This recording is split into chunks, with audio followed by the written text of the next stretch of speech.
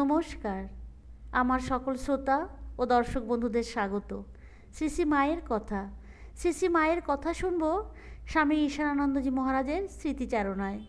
স্বামী ঈশানানন্দজি মহারাজ বলছেন, 1316 সালের জ্যৈষ্ঠ মাসে একদিন সকালে শুনিলাম, সেদিন বিকেল 4টের সময় শ্রী শ্রী মা, পূজনীয় শরৎ মহারাজ, যোগেন মা, গোলাপ মা প্রভৃতির সহিত কলিকাতার পথে কোয়ালপাড়া পৌঁছিবেন।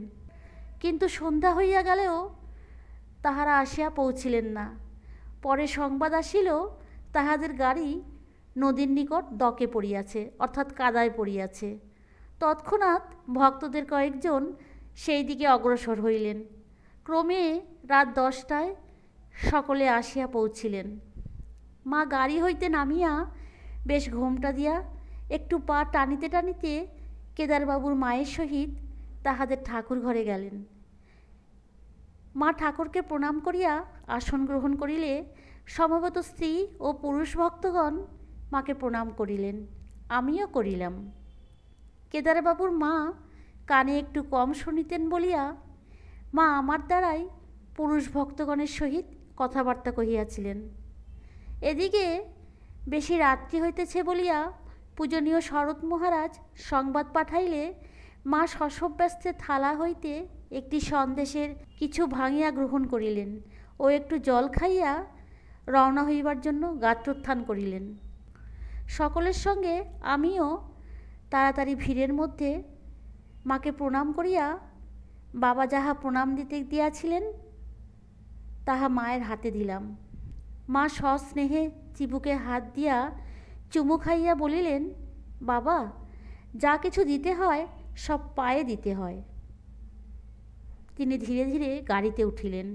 সেই সামান্য কয়েকটি কথার ভিতর দিয়া মায়ের যে স্নেহের আস্বাদ পাইয়াছিলাম, তাহার তুলনায় পিতামাতার ভালোবাসাও সেই বয়সে তুচ্ছবোধ হইয়াছিল। একবার জগদ্ধাত্রী পূজার সময় মা কলিকাতা হইতে জয়রামবাটি আসিবার পথে সকালে কোয়ালপাড়া আশ্রমে পৌঁছিলেন।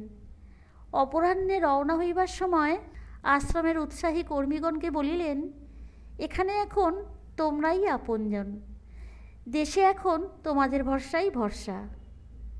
এখানে দেখছি ঠাকুর তাহলে বসছেন। একে একে সকলকে আশীর্বাদ করিয়া বলিলেন, মধ্যে মধ্যে জয়রামবাটি যেও, বিশেষ করে জগদ্ধাত্রী পূজার সময় তোমাদের সব যেতে হবে। জগদ্ধাত্রী পূজার দিন আমরা 3 জন আমাদের ক্ষেতের কতকগুলি শাকসবজি লইয়া জয়রামবাটি গেলাম। মা আমাদের দেখিয়া খুব আহ্লাদিত হইলেন ও বলিলেন, এখানে তরকারিপাতি সবসময় মেলে না, মাঝে মাঝে বড় মুশকিলে পড়তে হয়, তা ঠাকুরই তোমাদের দিয়ে সব যোগাবেন দেখছি। সেই সময় হইতে তিনি যখনই দেশে থাকিতেন আমরা সপ্তাহে 2-3 দিন আশ্রমের দৈনন্দিন কার্য শেষ করিয়া কখনো বাগান হইতে কখনো বা হাট হইতে কিনিয়া মার জন্য তরকারি লইয়া যাইতাম। কোনো কোনো দিন গিয়া দেখিতাম মা শুইয়া আছেন। আমরা তাহার নির্দেশ মতো জিনিসগুলি যথাস্থানে রাখিয়া প্রণাম করিলে মা মাথা একটু তুলিয়া, তোমাদের চৈতন্য হোক, ভক্তি বিশ্বাস হোক বলিয়া আশীর্বাদ করিয়া কিছু মুড়ি লইতে বলিতেন। আমরাও উহা লইয়া খাইতে খাইতে কোনো কোনো দিন রাত্রি 12টায় আশ্রমে ফিরিতাম। একদিন শীতকালে কতগুলি তরকারি ও কিছু গাওয়া ঘি প্রভৃতি মাথায় লইয়া গলদঘর্ম অবস্থায় সন্ধ্যার সময় আমরা জয়রামবাটি পৌঁছিলাম। মামিদের মধ্যে একজন আমাদের অবস্থা দেখিয়া বলিলেন, ভক্ত হইলেই কি যত কষ্ট, বোঝা বয়ে ছেলেদের মাথা গেল। শ্রী শ্রী মা ওই কথা শুনিয়া বলিলেন, ওদের মাথা কি আর আছে? যার মাথা তাকে দিয়ে দিয়েছে। তারপর অতি স্নেহে মাথায় হাত দিয়া আশীর্বাদ করিলেন। পরে আশ্রমে আমাদের বলিয়া পাঠাইয়াছিলেন, একসঙ্গে অত জিনিস না পাঠিয়ে অল্প অল্প পাঠিও, নইলে শুকিয়ে নষ্ট হয়ে যায়। ইহার পর আমরা অল্প জিনিস লইয়া ঘন ঘন মায়ের নিকট যাইতাম। জগদ্ধাত্রী পূজার পর মা কলিকাতা যাইবেন। কোয়ালপাড়া আশ্রমে তখন খুব স্বদেশী চর্চা হয় এবং ধ্যান, জপ, পূজাপাঠ প্রভৃতি অপেক্ষা তাঁত চরকা প্রভৃতির উপরই সকলের বেশি ঝোঁক। মা চলিয়া যাইবেন শুনিয়া কেদারবাবু জয়রামবাটিতে তাহাকে দর্শন করিতে গেলেন। মা তাহাকে বলিলেন, দেখো বাবা, তোমরা যখন ঠাকুরের জন্য ঘর ও আমাদের পথের বিশ্রামের স্থান একটু করেছ, তখন এবার যাবার সময় ওখানে ঠাকুরকে বসিয়ে দিয়ে যাব। সব আয়োজন করে রেখো, পূজা, অন্নভোগ, আরতি সব নিয়মিত করবে। শুধু স্বদেশী করে কি হবে? আমাদের যা কিছু সবার মূল ঠাকুর, তিনিই আদর্শ। যা কিছু করো না কেন তাকে ধরে থাকলে কোনো বেচাল হবে না। কেদারবাবু বলিলেন, স্বামীজি তো দেশের কাজ করতে খুব বলেছেন। তিনি আজ বেঁচে থাকলে কত কাজই দেশের হতো। ইহা শুনিয়া মা তাড়াতাড়ি বলিতেছেন, ও বাবা, নরেন আমার আজ থাকলে কোম্পানি কি আর তাকে ছেড়ে দিত? জেলে পুড়ে রাখত, আমি তা দেখতে পারতুম না। নরেন যেন খাপ খোলা তরোয়াল। বিলেত থেকে ফিরে এসে আমাকে বললে, মা, আপনার আশীর্বাদে এ যুগে লাফিয়ে না গিয়ে তাদের তৈরি জাহাজে চড়ে সে মুল্লুকে গিয়েছি। সেখানেও দেখলাম ঠাকুরের কি মহিমা। কত সজ্জন লোক আমার কাছে ঠাকুরের কথা মন্ত্রমুগ্ধের মতো শুনেছে। আর একবার মা কোয়ালপাড়ায় আছেন। সেই সময় একদিন পূজনীয় শরৎ মহারাজ রাসবিহারী মহারাজকে কতগুলি আম সঙ্গে দিয়া মায়ের কাছে পাঠাইয়াছেন। তিনি পৌঁছিবার একটু পরেই প্রবোধবাবু মাকে প্রণাম করিতে আসিয়াছেন। কুশল প্রশ্নাদির পর মা জিজ্ঞাসা করিলেন, হ্যাঁ গো, যুদ্ধের কি খবর? কি লক্ষ্যই না হলো, কি মানুষ মারা কলই না বের করেছে। আজকাল কত রকম যন্ত্রপাতি, টেলিগ্রাফ ইত্যাদি। এই দেখো না, রাসবিহারী কাল কলকাতা থেকে রওনা হয়ে আজ এখানে পৌঁছে গেল। আর আমরা তখন কত হেঁটে কত কষ্ট করে তবে দক্ষিণেশ্বরে গেছি।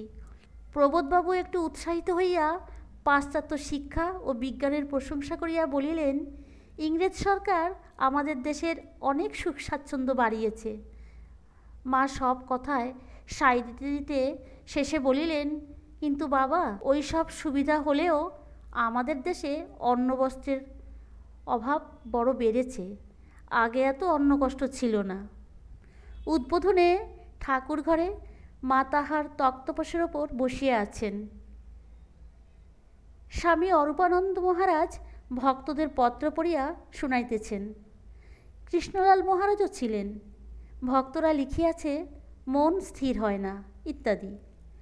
মা এই সকল কথায় বেশ একটু উত্তেজিত হইয়া বলিলেন, রোজ 15-20 হাজার করে জব করতে পারে তাহলে হয়।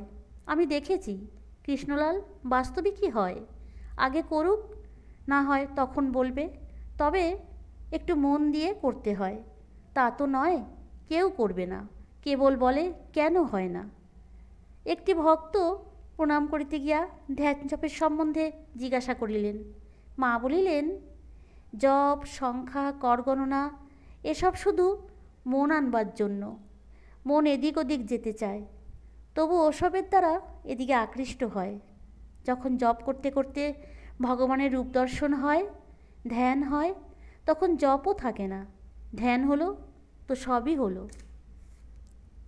মন চঞ্চল, তাই প্রথম মন স্থির করবার জন্য একটু একটু নিঃশ্বাস বন্ধ করে ধ্যানের চেষ্টা করতে হয়। তাতে মন স্থির হবার সাহায্য করে। কিন্তু ওভাবে বেশি করতে নাই, মাথা গরম হয়। ভগবান দর্শন বলো, ধ্যান বলো, সবই মন। মন স্থির হলে সবই হয়। মানুষ তো ভগবানকে ভুলেই আছে। তাই যখন যখন দরকার তিনি নিজে এক একবার এসে সাধন করে পথ দেখিয়ে দেন। এবার দেখালেন ত্যাগ। ঠাকুর শতবর্ষ ছেলেপুলে নিয়ে থাকবেন বলেছেন। শ্রী শ্রী মায়ের কথা আলোচনা আজ এখানেই শেষ করলাম। দেখা হবে আবার পরের ভিডিওতে। ভালো থাকবেন, সুস্থ থাকবেন।